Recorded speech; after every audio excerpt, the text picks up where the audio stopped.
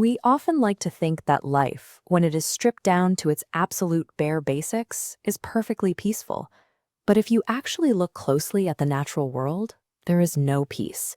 It is a terrifying, non-stop fight. Every waking second for an animal comes down to a harsh, immediate binary. You either eat or you are eaten. In the wild, there is no conceptual tomorrow to worry about.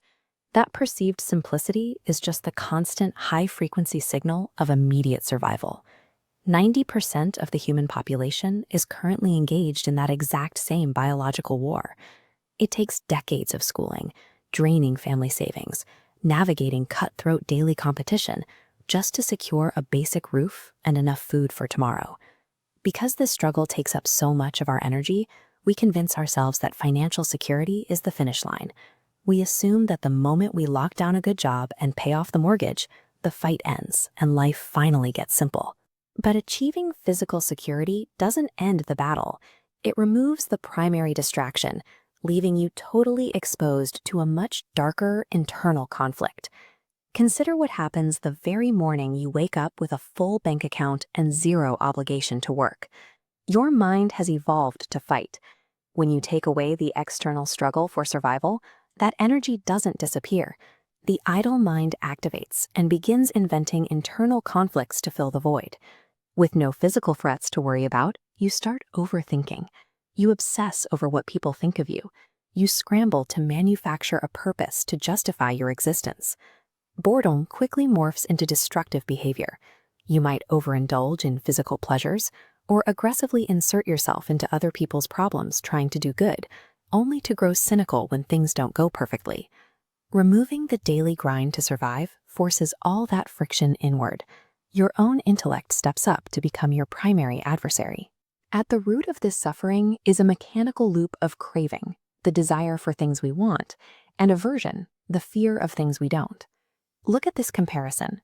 On the left side of this diagram, biological needs like hunger act as a finite container that you can actually fill up. On the right, psychological cravings, the desperate need for ego, status, and validation, form a bottomless structure that continuously drains away. As you keep pouring your energy into that bottomless psychological side, watch how it mutates. Our aversions shift into an inescapable closed-loop system. You are no longer running from predators. You are being chased by abstract fears, past regrets, future anxieties, and the looming reality of death. If you hate your job, you can quit. If you are in a toxic relationship, you can walk away. But there is absolutely nowhere you can go to physically step outside of your own brain. This is the true second battle. You wake up to the realization that you are permanently trapped in a cage with your mind. It is a more complex war to win than simply fighting for a paycheck. To escape this cage, a massive industry of commercial spirituality has emerged, selling mystical experiences to people desperate for relief. Seeking a meditative high or a spiritual experience is a trap. It is the same mechanism as the pursuit of wealth, just repackaged as a new form of craving. Acquiring a fleeting positive sensation today does nothing to shield you from the devastation of losing a loved one tomorrow. The positive experience fades and the vulnerability remains. Treating spirituality like a grocery list of exotic experiences does not quiet the mind. It weighs you down with a heavier, more sophisticated ego. Solving the second battle involves shifting the focus away from the content of the experience and onto the experiencer.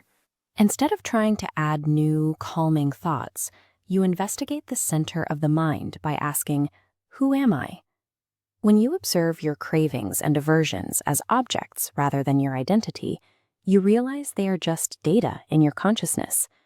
This detachment creates a baseline called Sahaj Samadhi, where these desires and fears lose their gravitational pull because the me they were attached to is seen as a construct. A steady psychological state remains even when the environment collapses. This is a simple life, no longer dictated by the shifting conditions of the world.